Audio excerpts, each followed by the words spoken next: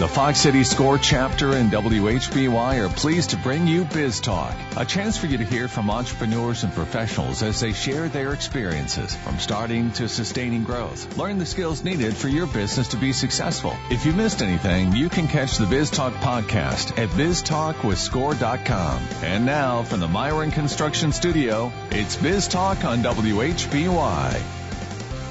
Good morning and welcome to Biz Talk with Score, presented by Score Northeast Wisconsin. Thank you for joining us today. I'm one of the co-hosts, Terry Pinch, and joining me this week, helping out, is Pat Lowney. How are you doing, Pat? Hi, Terry. I'm good. Glad to be here. Yep. Welcome back again. We appreciate Pat filling in. We needed him, and he stepped right in. We're really appreciative of that. Our guest this week is Aylssa Durham. She is the co-owner with her husband of Little Birdie's Treats and Coffee and also the Coop, which is a community shared kitchen.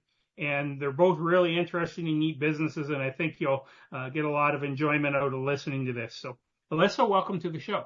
Thanks for having me. Thank you. So, as we get started, let's start out with you and your background. What happened before you started the food truck that led you to doing this?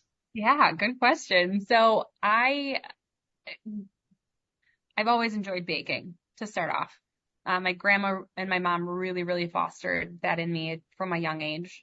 And funny enough, my parents actually moved out of my childhood home about 3 years ago, and I was going through a lot of notebooks that they gave to me through all the boxes that they give you. And I had ideas in there written down of business ideas from when I was like eight years old. And it was, I want to have a bakery, and I had little drawings in there of what it would look like. And I would open a hair salon and be called Nifty 50s, and it would be 50s themed. And so I've always had an idea growing up that I really wanted to do something for myself. So took the normal route, went to college, got my bachelor's degree, and really just still had that passion to bake. So through college, I actually started baking for different events, weddings. I did a couple weddings, and it was all cupcake based at that time. And then out of college, got my first real job and just kind of put a pause on that for a while. So then about 10 years later, I was still baking. I have always baked, but my neighbors had said to me, you really need to start selling these again. Stop giving us stuff and having us try stuff. This is so good. You need to sell it. So I decided I would do cottage baking at that point so I could just work out of my house. I had a 5-month-old baby at the time, so I figured just doing it at home would be great. And from there, it really has just kind of snowballed. So that was June of 2022. My husband, Austin, joined me then in September with the coffee side of things. We had just a portable espresso machine that we would bring around to different events, set it up on tables. So it was kind of a sight to see us roll up and, carry this big espresso machine out and set it up and have all these treats too. And then in March of 23, we decided this is really expanding. This is really taking off. Let's look at a mobile unit at that point. So then we decided to find a unit. We found a 1965 Shasta compact trailer that was in a field for like 20 years down in New Glarus, and brought that up and renovated it for the next 2 months. We got licensed then in May of 23. And because of having that mobile unit, we needed to be commercially licensed. So then I was no longer able to bake out of my home because everything was being sold on that trailer. I needed to have a commercial license. So that's when we stepped into that first space that we had, that first commercial kitchen, and I started renting there. So then fast forward that another 6 months, by December of 23, we really just outgrew the space. We weren't getting time that we needed to be able to grow. So that's when my husband and I looked into what do we do moving forward. So let's talk a little bit about the Little Birdie's Treats and Coffee piece first. So you started this up. Could you tell listeners a little bit more about what you, from the baking side, what are you selling? And Yeah. then we'll go into the different events you do. Yeah. So I do, really kind of focused on that like nostalgic feeling of, again, walking into grandma's house and smelling, you smell the cinnamon rolls. So I do a lot of sourdough baking. I know we were talking about that earlier, but I do a lot of sourdough. One of our most popular items are our cinnamon rolls as well as our carrot cake. My husband always jokes about it and says that my carrot cake is the reason why he married me. Um, some days I believe it, and it's definitely been one of our most popular items. Okay. So before you had the trailer, you were doing mostly indoor types of events, but bringing your own equipment to those events, the stuff you made in the coffee machine and serving people for those events? Everything. Yeah, we would bring both of our vehicles. My husband would have his loaded up with all of the coffee things. I would have mine loaded up with totes of, like 20 sourdough loaves and totes full of cinnamon rolls and cake slices. And then we'd bring all the tables in, set everything up. It was quite the production. But obviously, I mean, it grew pretty quickly from everything you said, so that's testament to the quality. But when you got the trailer, what did that change in terms of the events that you served? Yeah, it changed because it changed a lot. First of all, it made us just a lot more convenient for people, kind of to be able to just pop up and say, hey, we're going to be here today, and tomorrow we're going to come 20 miles away and do something else. Brings that convenience to people where they don't feel like if we're stuck in one spot, like a brick and mortar, they don't need to come and find us. We can almost come and find them. So I think that really opened up our network to be able to travel and get more people as customers that way. Okay. So when you have an event that you're going to, do you have to register with the cities or the municipalities or the local government to be able to sell? Or are you able just to pull up and raise your flag and go at it? It depends. So some cities, like Appleton has a very strict policy as far as the Ave goes. So there's only like 5 food trucks allowed on the Ave that have a year permit.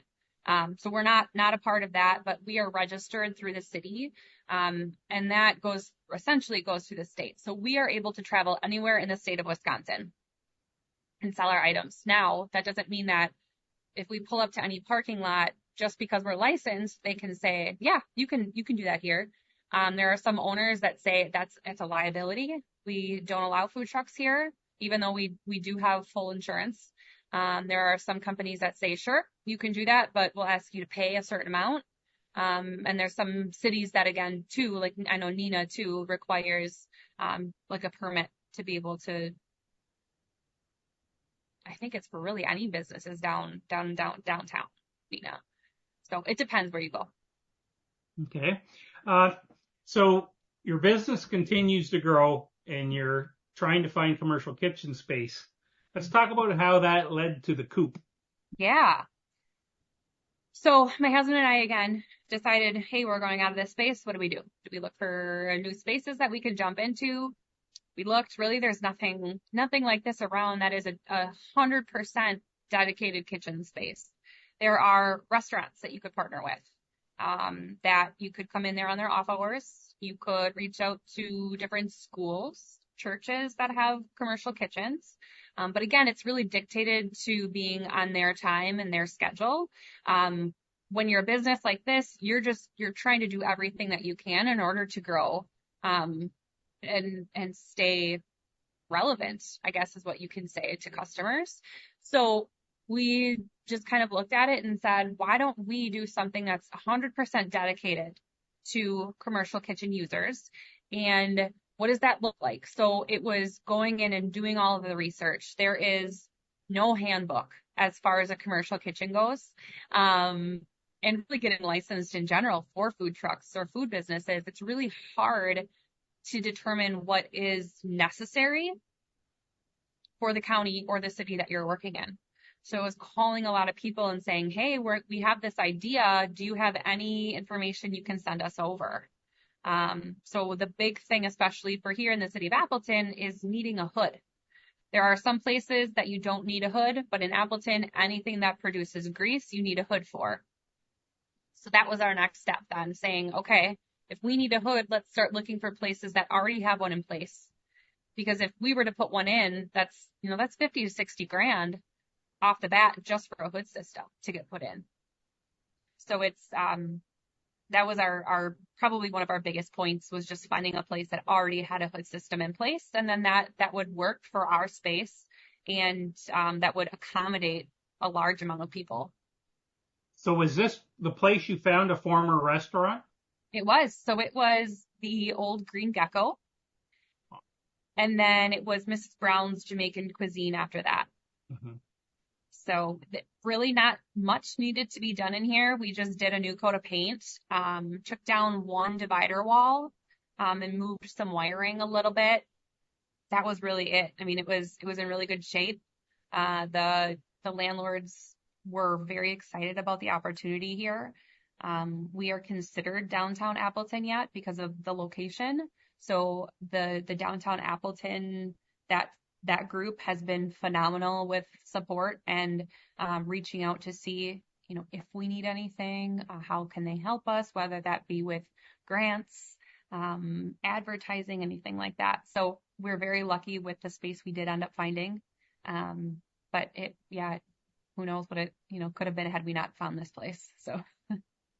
So I've got a question. When you do something like this, does the city, for example, the city of Appleton, do they have electricians or plumbers or contractors that they maybe don't require, but they're more comfortable with than others?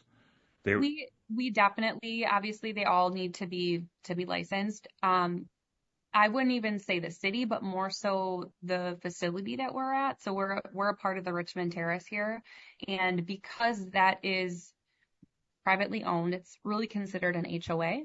So we had to work with their approved vendor list, and then the inspectors from the city would come out and take a look at it. So and I guess even if you ask the city if they have recommendations, they won't give you names, just because then it's government giving favor to different businesses. So yeah, the HOA had already had a list of vendors that we could utilize. Was it more difficult than you expected to open up a commercial kitchen? Good question.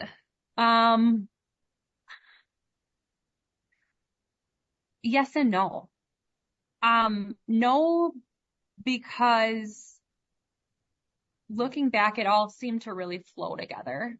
But when I was in it, I would say yes, because it's, you have to stay on top of these contractors to say, we want to be open by this date. We have to keep it moving. We got to keep it going. For us specifically, April 1st was really the deadline that we wanted to hit to open, because that's when licenses start to renew for the city. So we knew that people, if they were start to move or look for a different space, if they were already licensed, that would be a good time for them too, because they wouldn't be double paying in order for them to move, if that makes sense, to renew their license. Okay. We're at the place for our first break. You are listening to Biz Talk with Score on WHBY, and we'll be right back after these messages. Welcome back. We're glad you joined us this morning. Our guest this morning is Aylssa Durham with Little Birdie's Treats and Coffee and the Coop in Appleton. And before we continue our conversation with Alyssa, I'd like to tell you a little bit about SCORE Northeast Wisconsin. SCORE Northeast Wisconsin serves an 18-county area of Northeast Wisconsin, plus the county of Menominee in Michigan. We have over 50 volunteers, each an expert in their field, offering entrepreneurs no cost and confidential mentoring. Those areas of expertise include IT, social media, marketing, cash flow, accounting, strategic planning, workflow, HR, retail, best practices, and many others. To register for a no-cost confidential mentoring session and or to learn more about SCORE Northeast Wisconsin, visit our website at score.org Northeast Wisconsin. You can learn more about how the SCORE chapter can assist you with starting and or growing your business, and you can complete an online application for a mentoring session. Simply complete the online form and submit it to SCORE. Within a few days, the SCORE mentor will be contacting you to set up a meeting. Remember, SCORE is no cost and offers experts who can offer you assistance in many different areas. To get started, visit our website at score.org/Northeast Wisconsin. And to support small business people, SCORE Northeast Wisconsin is always looking for new mentors. If you have experience that you'd like to share with others, we'd love to talk to you. We welcome volunteers with experience in all aspects of business. Small business owners need your help, and your experience can make a real difference in their success. Go to score.org/Northeast Wisconsin, click on the volunteer button, and fill out the short application. We'll get back to you and explain more. Thanks again for joining us on Biz Talk, and now we'll get back to Alyssa. And Alyssa, I'd like to start this segment off with you telling us how you found the clients that you use for the Coop, that are working with you at the Coop. How'd you go about doing that? Yeah, so we started really just using our social media at that platform. We really haven't needed to use money to do advertising, which has been great. We're very, very lucky at that with that. When we really started, it was kind of cool. We'd have random people just stop in when we would be doing construction in here, and they'd say, hey, the VA sent us over. They said, you guys are starting this commercial kitchen, and we wanted to come over because we want to roast coffee or whatever it was. It was really cool to see that once downtown Appleton heard that we were doing this, they really helped to kind of spread that word. So we're very lucky with that. But really, social media and word of mouth has been our marketing from the beginning. So without going into a lot of detail, what makes a commercial kitchen different than the one in my house? Everything in here has commercial graded appliances as well as prep stations. So everything in here is stainless steel. It's non-porous. So things can't get trapped on the table, on the counter, on the floors. Obviously it can, but it's just they're much more. We're very, very particular on the cleaning that goes on here, and different finishes that we use. So, everything behind the sinks has to be milk board, has to be wipeable, and again, not porous, so things can easily wipe off of it. And just because it has that NSF rating on it, which makes it commercial grade, that just bumps the price way up. That's really the only difference. And that's the same thing that restaurants have to have those same standards for their kitchens, correct? Yep. So, when people start looking at a business, when you started looking at your business like this and you realized you had to find a commercial kitchen, how did you go about finding, that and realizing maybe it was tougher than you thought it was going to be? Well, again, going back, we just knew we needed a hood. That's all we wanted. So we found a space that had a hood already installed, and we ended up falling in love with the location. We've got giant, you can kind of see it behind me, but we've got giant windows on both sides of the building here.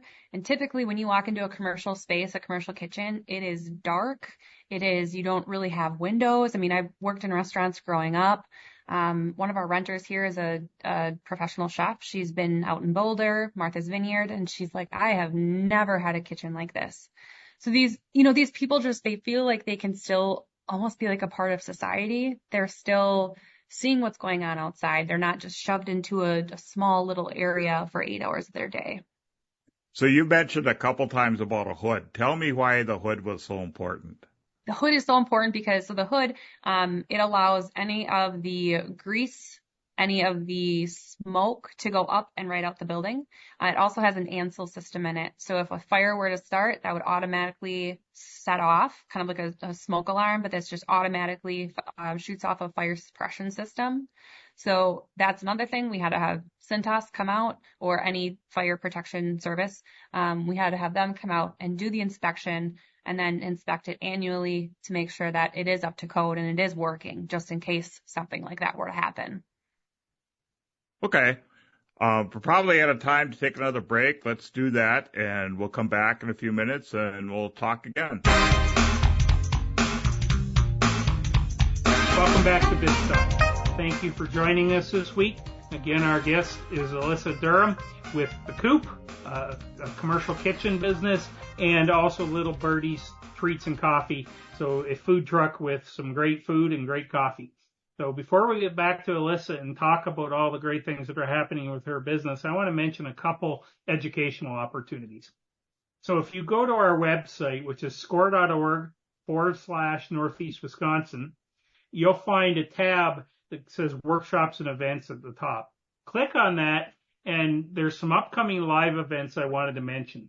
They're all webinars. They're both webinars, so they're online, but they're live. The first one is market research for small business, using free tools to grow your business. So 15 years ago, it used to be very difficult for a small business to get a hold of a lot of information on their market. Today, with the internet, there's so much more stuff out there. And then you have groups like Envision and Fond du Lac and many other chambers who can provide a lot of information too. So this is an opportunity to go and learn about more of the different sources so you can really do more detailed market research. So it's on December 3rd at 12 o'clock Central, and it's live, and it's called Market Research for Small Business, Using Free Tools to Grow Your Business. The other one I want to mention is on December 5th. It's an online live event too, and it's Expert Tips for Starting and Growing a Successful Business. So this is at 12 o'clock Central as well. And it's a great opportunity to really think through what you're doing before you start up, and then early in the startup to really position yourself to be successful. You can never predict everything that's going to happen, and you're going to learn new things as you go forward. But this gets you starting to think from an expert on starting small businesses, starting to think about what's going to come. So it's Expert Tips for Starting and Growing a Successful Business on December 5th. So again, that's score.org/Northeast Wisconsin, and go into the workshops and events tab. So now we'll turn back to Alyssa, and Pat, I'll turn it over to you. Okay, thanks, Terry. So Alyssa, in the first segment, you talked about the process you went through to put the businesses together and things. Can you tell us about the thought process and the work you actually had to do from the time that you thought this was a good idea to the time you actually opened your doors or took off? Yeah, so we did just a ton of research, constantly Googling things, constantly reaching out to people in our network and asking them advice on things. Networking is one of the biggest things that I think people don't do enough of. And that can just be from knowing somebody, and I mean, just networking is so important. And I don't think enough business owners realize that. So we reached out a lot to our network, and then really from there, we had to start thinking about what is this going to look like? We need to put together, what do our expenses look like? What do we think they're going to look like? What do we think our income is going to look like? And really having a business plan. So starting from the very, very beginning, what do we want to accomplish, right? So for the Coop, we want to offer a space that is more of that community over competition, where people can come in, they can work together. And yeah, we might have 4 or 5 bakers in here. We might have 2 different charcuterie businesses or private chefs, but we all do something different and we can all add value to that. So it was thinking all of these things through. But the biggest piece was having that initial business plan to know what our goals were, to be able to move forward from that. So could you tell me, when I'm working with people, the biggest issue I think they run into when they're trying to put a business plan together, especially from a startup point of view, is the uncertainty. I don't have any idea how many customers I'm going to get. I don't have any idea how fast they're going to come. How did you work through that? Biggest thing for us was just starting. You have to start from somewhere, and to be able to even understand that. So for little birdies, it was just, we're going to start with a couple events and see how it goes. And it just grew and it grew and it grew. So before we even thought about stepping into a commercial space, we obviously had to be able to justify that. So I need to be able to crunch numbers here and say, okay, if I've got if I'm selling sourdough loaves at $10 a loaf, how many do I need to sell per month in order for me to cover, first of all, my salary, pay myself so that I can step away from a job and focus on this full time. And then really to be able to have money to pay off all of your, your groceries that are coming in that you need for your baking, and the overhead, whether that just be rent, whether it be your own space and having your utilities and everything, is understanding every little piece that goes into that so that you can take that and use any kind of free website or something like that, an Excel document where you can plug everything in and just say, how much do I need to bake in order for it to make sense for me to get a space or, to work out of a space like this.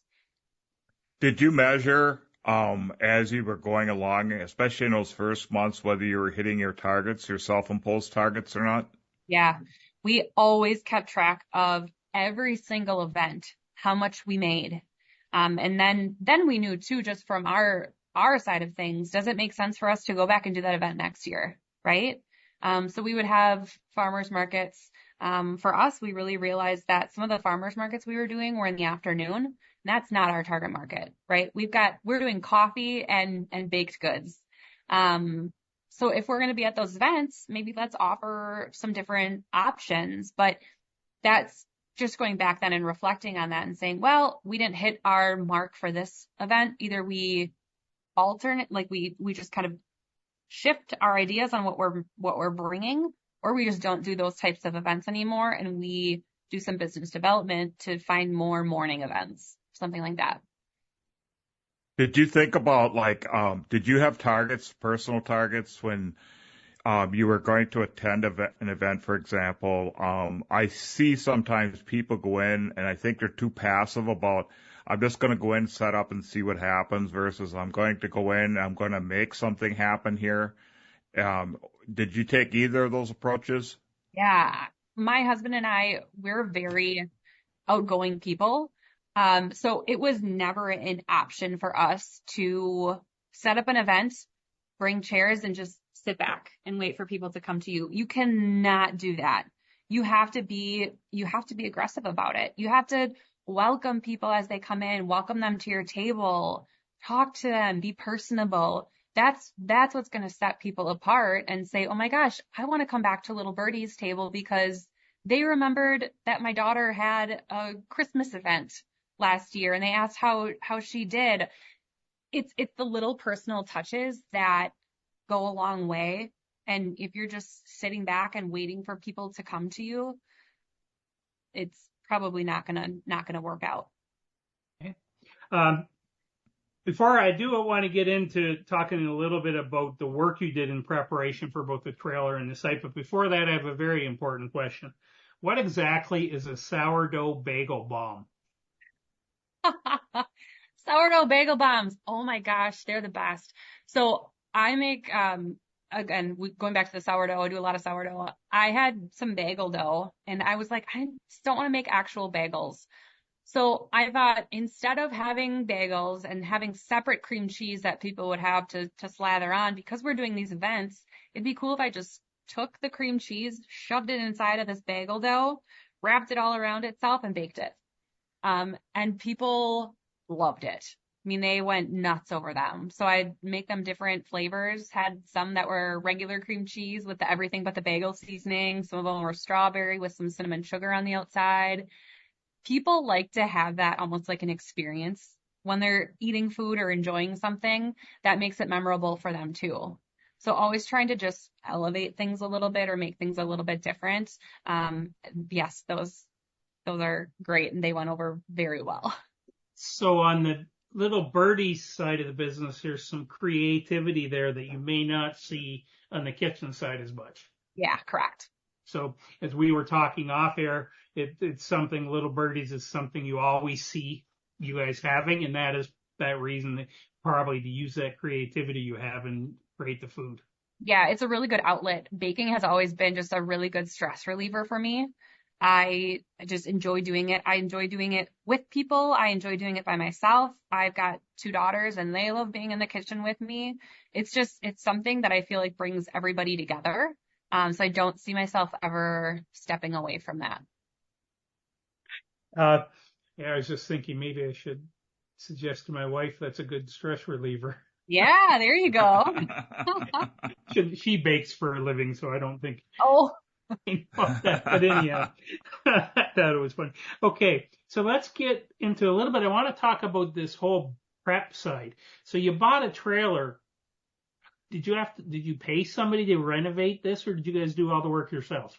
yeah, did it all ourselves. And I won't say ourselves, I was not a part of it. I helped with the design of things. But my husband, and we've got phenomenal neighbors. They are always up for anything, and they stepped in, and it was every night for 2 months. They'd be over helping. So it was taking the design, and essentially what we had to do is we had to gut the whole darn thing out. It was, it was 1965. It had a little bathroom in it, and a little cooktop, and a little bench for like the bed area. And there were bees nests, and there were mice nests, and everything. It had to be completely gutted. And they did a lot of framework on it to get it so that it wouldn't just blow over when we got it out on the road. It needed a lot of work, and we took the design, sent it into the city and said, this is what we want to do. They would come back to us and say, you should probably modify this a little bit. We had to send in all of the, like what style of background would we use behind the espresso machine, and what were our floors going to be made out of, everything, so that they knew, again, if it was porous or not porous, or is it easily washable. So taking that, sending that in, and then going off of that design and what was approved to actually be able to put into the trailer. So that was good setup, really, for when you bought or rented the commercial space and had to put the commercial kitchen. You were already experienced to some extent on the smaller scale, but to the things you needed to do to prepare this commercial kitchen space. Yeah, absolutely. Yeah. On their regulation side too, was it pretty helpful there as well, knowing the inspectors and who to deal with and how to make that work? So we actually had different inspectors, because the first time around we were licensed through the county, and then the second time around, because we're in the city of Appleton, it's specific to the city, which, it's all the health inspectors out there. They're great. They're nice. They don't want to shut people down. There's such a misconception about that. People think health inspector and they get, oh my gosh, the health inspector is coming in. And that's not what they're doing. They're there to educate. And, so they definitely helped as much as they could with the beginning process, but this is something that's completely new to Appleton too. So there was a lot of going back and forth between the health inspector to the department heads, and to the inspectors for like electricians and things like that. It was all so different because this is just one of its kind. So there was a lot of back and forth, but I think that helped all of us to be able to really kind of come together and say, all right, well, plan A is not working. Let's go to plan B, figure something out. Okay. So when you were finished the construction and you started the business, we talked a little bit earlier before about how quickly you got people in, but could you mention again, how many people do you have renting time from you in the commercial kitchen? We've got about 18 right now, and about 15 of them are active. So a couple of them are not active just because food truck season is over for a lot of them. For some of those big rigs, you can't chance your pipes freezing. So they store their trailers for the winter. We're lucky enough where we don't need to store our trailer. It fits right into our garage. so we can take it out as needed. But yeah, about 15 of them are active, and some of them are only in here once a month, twice a month. Others are in here weekly. So it really just depends on their business model and different events that they have going on. Yeah.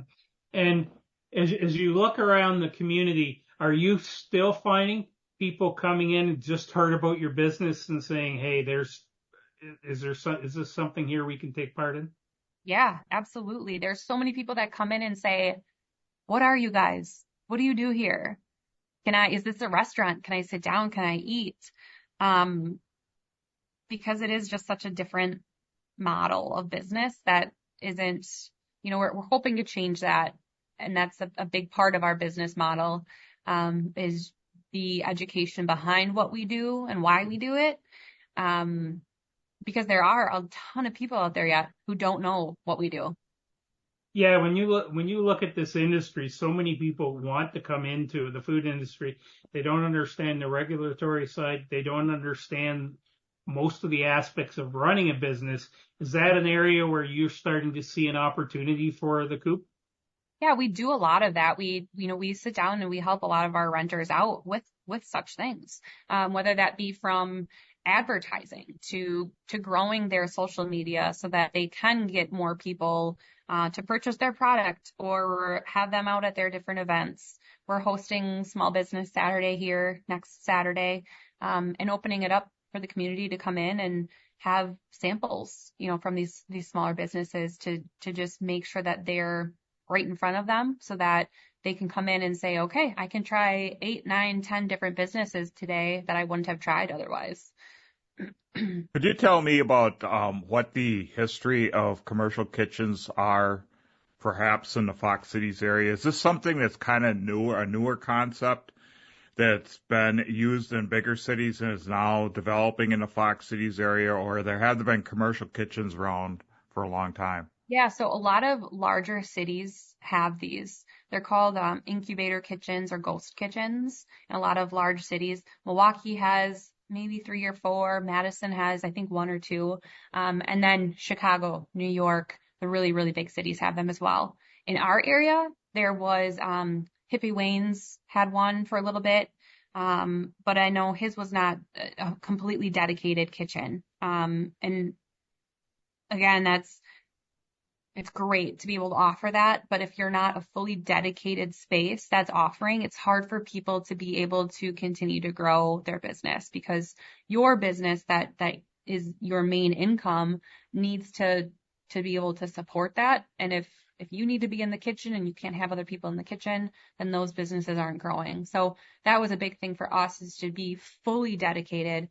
We're a 24/7 facility so that people can come in whenever. So as far as I know, that was one. There is one in Kaukauna, the Union Collective. There's one down in Fond du Lac. So there's a couple around. But it's finding the ones that are fully dedicated is usually what I tell people to do. So what's happened that these are, you've got 18 people, clients, and people are asking about more of this. What's happened that has created the interest in the Fox Cities area? I think we are so far behind on a lot of things up in this area. It almost seems like things start down south or in these large cities, and then they eventually make their way up. So right now, it feels like the food truck world is really starting to pick up. It's been around in the area here for, some food trucks have been around for a really long time, but really since COVID, I think people have found that, hey, if I get a food truck, I don't need a brick and mortar.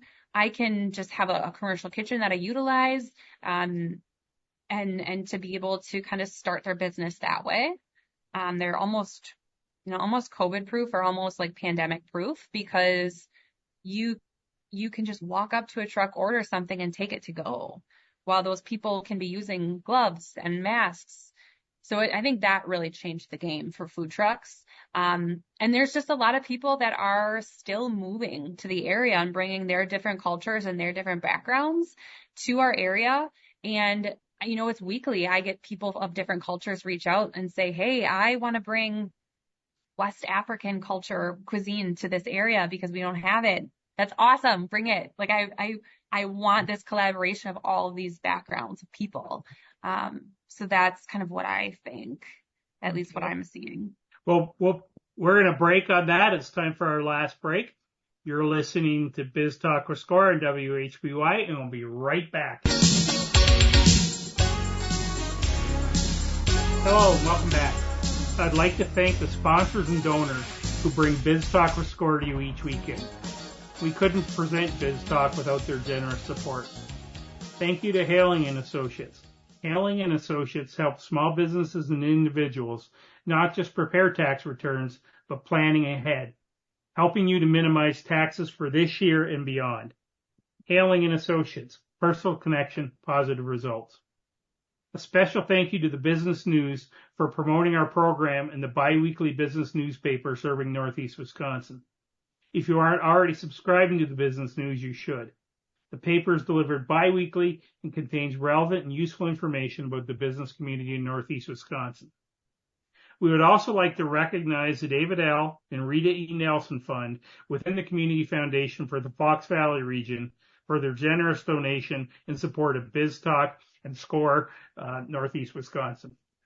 I also will mention, again, we have a new sponsor joining us. They were a guest last week, and they'll be coming on full-time in January. But Johnson Bank is joining us, and they're going to be a great sponsor and helping us out. We really appreciate having them.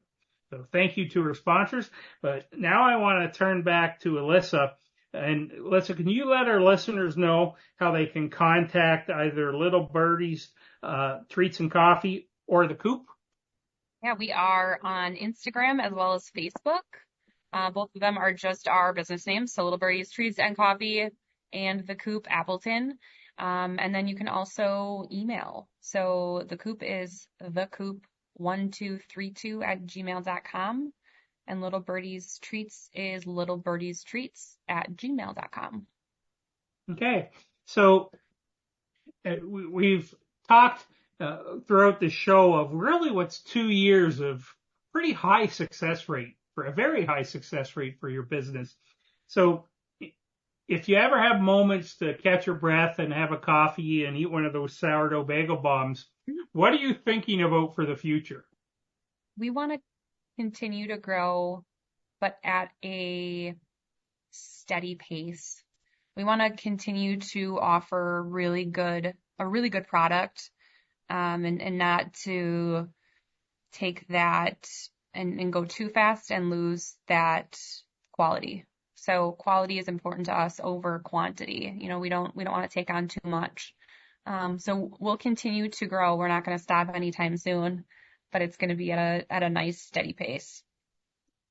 And as you look at what's happened over the last 2 years, what did you learn? What was the most surprising thing to you versus what you originally thought coming in? I think personally, I have learned to have a lot more patience than I thought I needed to. I'm not a very patient person by nature. And this has taught me to have a lot of patience and a lot of,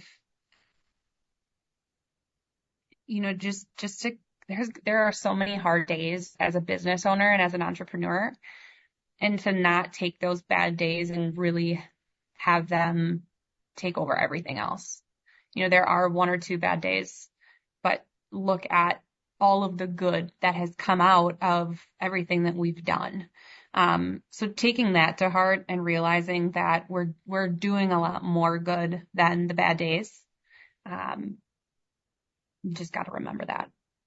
Are there things that you've learned in these on this journey so far that, like, if you stop doing this for whatever reason, you would say, I learned this that I will carry with me the rest of my life, and it's probably going to be of value to you in the rest of your life?